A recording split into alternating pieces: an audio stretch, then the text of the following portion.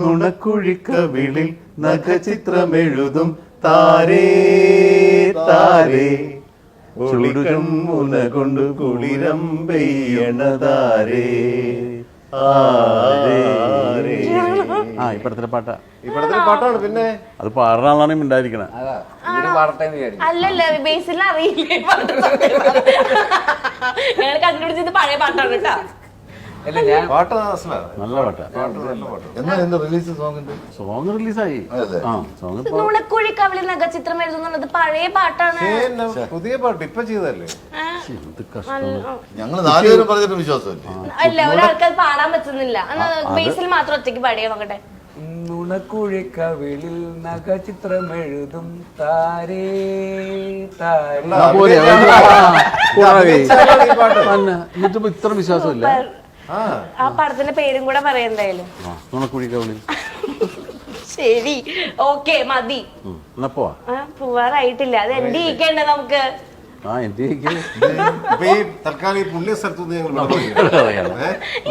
അതെ, നുണക്കുഴിനെ പറ്റി അടുത്ത പുണ്യസ്ഥലം കുറച്ച് ഡീസന്റ് പിള്ളേരാണ് കേട്ടോ.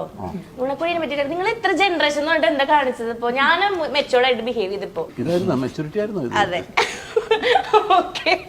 അപ്പം നുണക്കുഴി എന്ന പടം എന്ന് റിലീസ് ആവുന്നു പറയും? ഓഗസ്റ്റ് 15.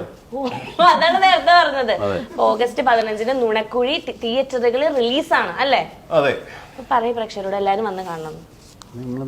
ആളുകൾ വന്ന് കണ്ടോളൂ, ഉറപ്പായിട്ട് വരും. ജിത്തു ജോസഫിന്റെ പടം, ബേസിൽ ജോസഫ് അഭിനയിച്ചിരിക്കുന്നു.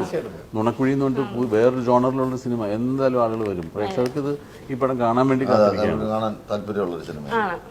എന്നാലും നമ്മളൊന്നുകൂടെ അഭ്യർത്ഥിക്കും, എന്തായാലും ഓഗസ്റ്റ് 15 റിലീസ് ചെയ്യുന്ന സിനിമ നിങ്ങൾ എല്ലാവരും തിയേറ്ററിൽ തന്നെ വന്ന് കാണണം. നന്ദി, നമസ്കാരം. ഈ പടത്തിൽ ഇപ്പൊ ഞാൻ ശ്രദ്ധിച്ചപ്പോ ഇത് പറഞ്ഞില്ലേ, പല സമയത്ത് പല കഥകൾ നടക്കുന്ന പോലെ ഒരു കാര്യമായിട്ടാണ് എനിക്ക് തോന്നിയത്. എനിക്ക് മറ്റേ ട്രെയിലർ കണ്ടപ്പോ കുറച്ച് കൺഫ്യൂഷൻസ് അവിടെ ഇവിടെ വന്നിട്ട് ഇതിന്റെ ബാക്കിയാണോ അതങ്ങനെ. അപ്പൊ നിങ്ങൾക്ക് ആ ഒരു കൺഫ്യൂഷൻ ആദ്യം തോന്നിയിരുന്നോ? കാരണം ഫുൾ നുണയിലാണല്ലോ. ഇത് ഒന്നുകൂടെ ചോദിച്ചാലും എനിക്ക് മനസ്സിലാവും തോന്നുന്നു. അതായത് രണ്ടു പ്രാവശ്യം ചോദിച്ചാൽ മനസ്സിലാവും. എന്തായാലും ഒരു പ്രാവശ്യം ചോദിക്കും, മനസ്സിലാക്കാൻ കുരുത്ത ഒരു കഥയാവുമ്പോൾ കൺഫ്യൂഷൻസ് ഉണ്ടാവാൻ സാധ്യതയുണ്ട്.